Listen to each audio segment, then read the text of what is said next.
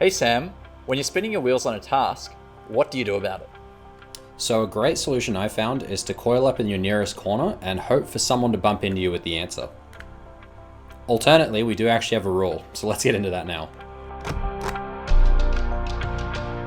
Hey everyone, this is Piers Sinclair from SSW TV. I'm a solution architect here, and today I've got Sam Wagner here.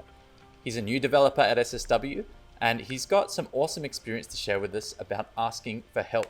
So Sam, could you please explain a recent situation you had where you needed to ask for help and you weren't sure what to do?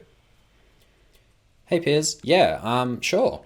So when I first started, I'm an embedded programmer, a lower level programmer, and the first task I actually got was front end.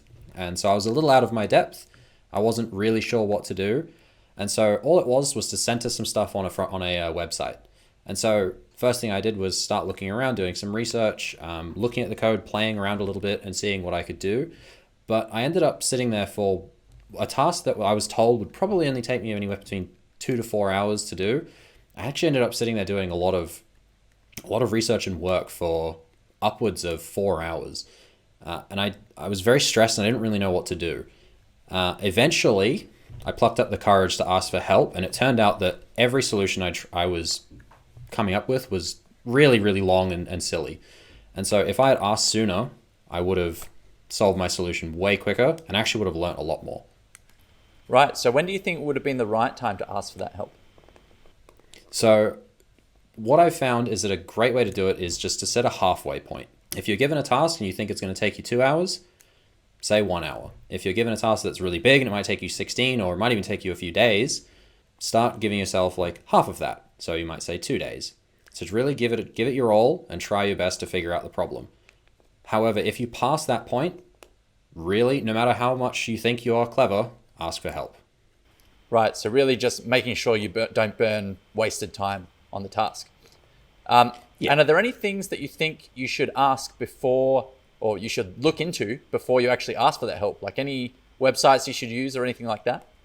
Yeah, so you'll tend to find that you do a lot of the research up to that point anyway, but there's a pretty easy checklist you can work your way through just to make sure you've covered your bases. So the first one, easy, Google it.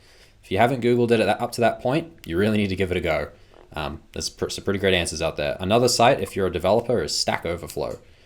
Either ask a question or start looking for questions that other people have already asked. Usually they'll have covered what you're stuck on. Another great one that a lot of people like to avoid is the documentation. So for HTML, that might be W3 Schools, it might be the Mozilla site. If you're working with Microsoft, it might be the Microsoft documentation. And do your best, try to really give it a go. It can be very tough to read through them, but you'll usually find an answer pretty quickly. And then beyond that, actually the code itself can be great. You can set breakpoints, you can look at what variables are doing and moving around, and you'll tend to find the answer pretty quickly. However, if you do manage to still be stuck, it might be time to just ask for help. But make sure you do your due diligence first. All right, that's really awesome. And once you are ready to ask for help, what do you do next? How do you prepare for that? So a great way to do it is start drafting up an email. So just find the person you think you're going to ask the question to first, and then just start up an email. And the best thing to do is set some options. So at this point, you've already explored a little bit, so you might have some solutions to go with. Present them to the actual person in the email. So option 1 for me with my centering stuff on the page would be using tables. So setting up tables and moving them side to side, that would be a decent solution in my view at the time. Another one could be actually just CSS and setting some margin, moving them around that way. And then present that in the email to the person you're about to ask. And what that does is it lets them, prior to even engaging with you, see where you're at and also see your solutions, because in some cases, they might be stuff that they haven't thought of yet.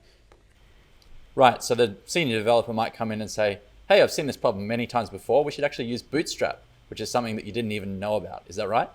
That's actually exactly what happened, yeah. So in our case, it was just a simple add some Bootstrap keywords and move on, which if I had asked sooner, I would have known. Right, awesome. Well, thanks for that, Sam. We've got an awesome rule on this subject. It's called Ask for Help. So I would love to hear your feedback and comments on that one. This is Piers Sinclair from SSW TV signing off.